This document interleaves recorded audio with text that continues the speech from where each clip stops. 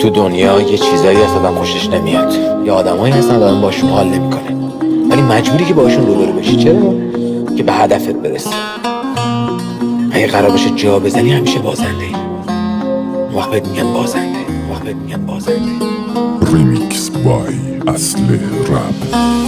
میبرم اما آرزو کمی، بدنم داره حال میره تو تمرین. شاگرد خودمم مربی، زدم تو انضباط، زدم تو تغییر. همه حواسم به کارامه، تنها وقت استراحتم تو روز وقت نهاره.